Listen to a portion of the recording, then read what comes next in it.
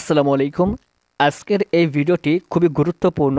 যে সকল প্রার্থীরা এবছর ভোটার হালনাগাদে নাম উত্তোলন করবে, ভোটার হালনাগাদ শুরু হচ্ছে 20শে জানুয়ারি থেকে পরবর্তী ফেব্রুয়ারি মাসের 3 তারিখ পর্যন্ত এই ভোটার হালনাগাদ চলবে। এক্ষেত্রে আপনি যদি নতুন ভোটার হতে চান তাহলে এখানে আপনার বয়স কত বছর প্রয়োজন হবে, অথবা এই মুহূর্তে আপনার যে বয়স রয়েছে সেই বয়স অনুযায়ী আপনি নতুন ভোটার হতে পারবেন কিনা, সম্পূর্ণ বিষয় নিয়ে আজকের এই ভিডিওতে আলোচনা করব। সেটা দেখার জন্য আমরা সরাসরি আপনাদেরকে সহজ যে মাধ্যম, সেই মাধ্যমটাই আমরা ব্যবহৃত করব।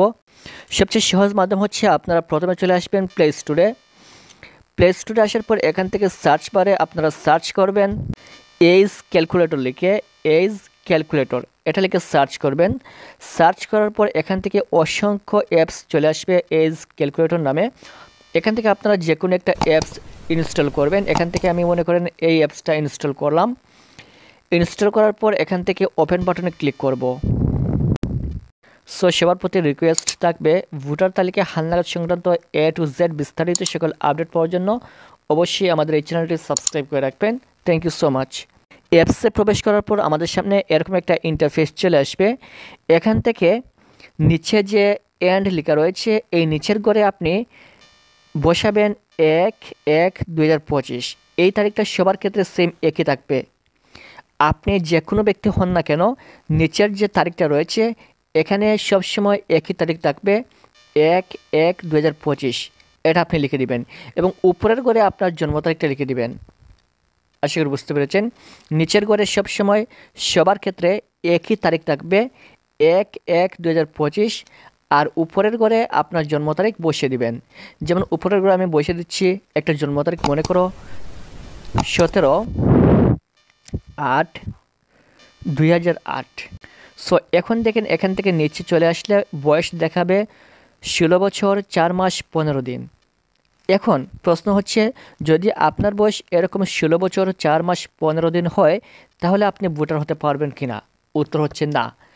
আপনার বয়স যদি 16 বছর হয় তাহলে আপনি ভোটার হতে পারবেন না।